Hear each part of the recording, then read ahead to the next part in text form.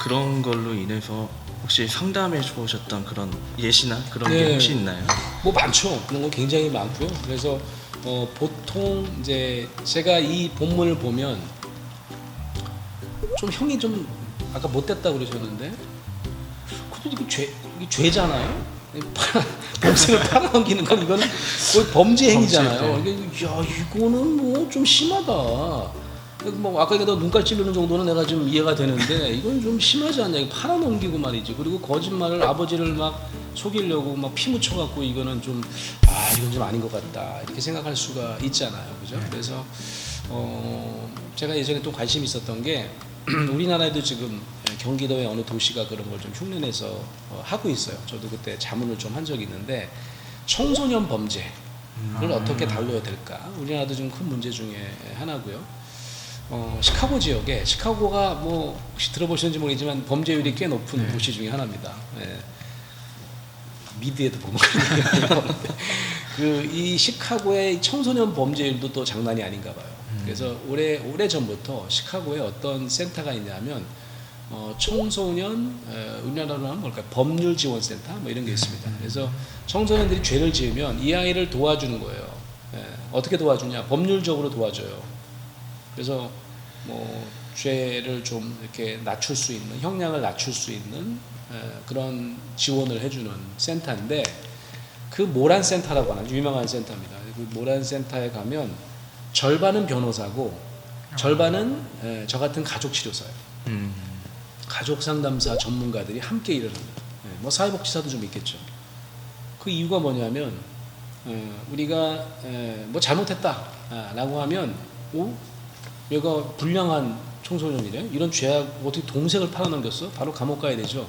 이거는 그 보호 감찰 갖고 안 되겠어. 소년원 보내야 되겠어. 뭐 나이 뭐 들면 형무소 보내야 되겠어. 이렇게 생각만 할 텐데, 그래서 최대한 뭐 법적으로 지원해가지고 형량을 좀 깎아줘야 되겠다라고 생각할 텐데, 이 센터는 어떤 생각을 했냐면 아까 우리가 얘기한 것처럼 과연 이 아이의 잘못일까?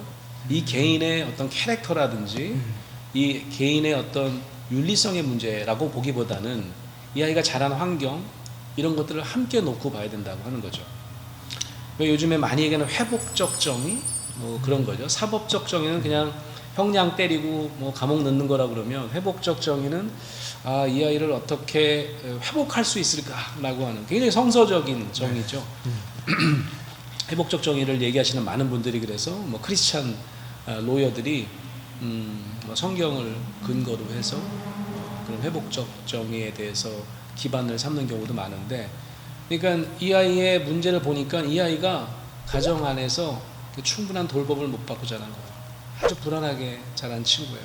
그럼 이 아이를 어떻게든지 상담적으로 도움을 줘서 이 아이의 마음을 좀 더 평화롭게 만드는 일을 함께 한 거죠.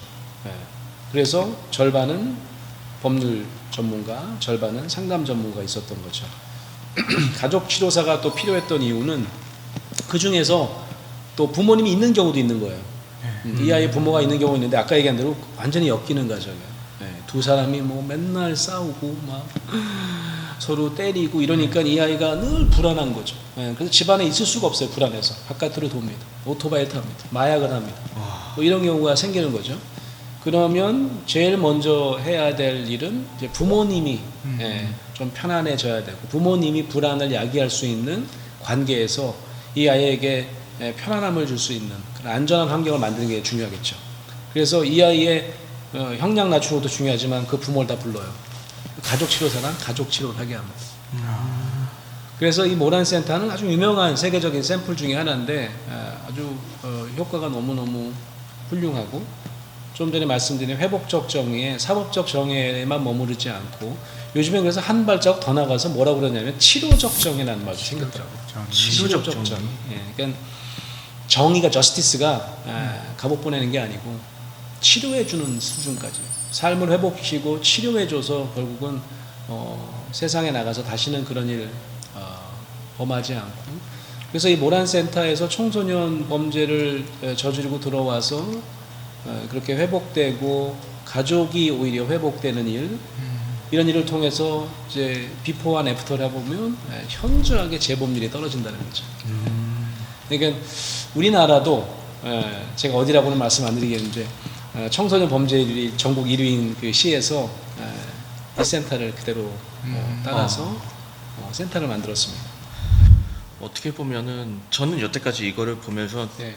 어릴 때 교회 학교에서도 그렇고 형들이 못됐다, 특히 팔아버린 유다는 못됐다, 그렇게만 생각을 해왔거든요. 근데 이렇게 회복적 정의, 또 치료적 정의 이런 걸 듣고 나니까 형들을 좀 긍휼하게 좀 생각을 해야 될 네, 필요가 네. 있겠구나라는 걸 다시 네. 한번 느끼게 돼요. 어떻게 네. 보면. 맞아요. 그래서 저는 이제 가족 치료 처음에는 아까 말씀드린 것처럼 이제 정신분석을 공부하다가 정신분석을 공부하다 보면 깜짝 놀랍니다. 왜냐하면 정신분석은 뭐냐면 자기를 안을 들여다보는 거거든요. 그러니까 저는 이제 80년대 학교를 다녔으니까 세상이 다 잘못됐고 군사 정권 때문에 못 살아먹겠고 다들 부정의하다고만 생각하고 나는 엄청나게 깨끗한 사람이라고 생각하고 살았는데 내 자신의 내면을 들여다보는 게 굉장히 큰 충격이었습니다. 그런 것들이 이제 저에게 어떤 면에서 이 일을 하게끔 만들었는데 이 가족 치료를 공부해 보니까요 너무 신학적인 거예요. 이게 가족은요, 이 가족을 보면 아까 얘기한 시스템적으로 이걸 보면 아까도 제가 나쁜 감정이 없듯이 나쁜 감정이 아니라 진짜 감정을 알려주는 감정인데 우리가 못 알아차리는 거죠. 나쁘다고만 판단하고 가족 구성원도 마찬가지예요. 나쁜 사람이 없어. 어떤 면에서 그 다들 불안해서 더 액티브하게 자기의 문제를 드러내는 사람도 있고 불안해서 오히려 아무 일도 안 하는 사람도 있고 근데 겉으로 보기에는 무기력한 사람이 겉으로 보기에는 공격적인 사람으로 보이는 거예요. 근데 묘하게도 모든 사람들이 다 자기만의 역할을 하게 되어 있습니다. 그래서 제가 아까 역기능이라는 말씀드렸지만 역기능 과정 우리가 많이 쓰는 말이거든요. 가족 치료에서 기능을 잘 못한다는 말인데 저는 개인적으로 되게 싫어해요. 역이라는 게 거꾸로라는 뜻이잖아요. 네. 거꾸로 기능한다는데 거꾸로는 아니에요. 살짝 부자연스럽게 기능한다는 거죠. 역기능. 그렇게 따지면 여기 우리 목사님들 저를 포함해서 다 우리도 역기능적인 가정에서 자랐어요. 왜냐하면 우리 가정이 항상 그렇게 탄력성 있고 자연스럽지 않았어요. 때로는 위기가 경험되면 굉장히 좀 딱딱한 굳어져 있는 시스템으로 바뀝니다. 그래서 가끔 보면 역기능이 어떤 거냐면 기능을 한 사람이 엄청나게 많이 해요. 그럼 한 사람이 기능을 거의 적게 합니다. 그런데 그 기능을 살려내는 게 굉장히 중요한 거예요. 어떨 때는 보면 아버지가 일을 거의 안 해요. 근데 그 가정이 굴러가는 이유는 뭐냐면 엄마가 일을 다 해. 자녀 부모도 마찬가지예요. 부모가 일을 너무 많이 해요. 그러면 아이가 훨씬 더 기능이 떨어집니다.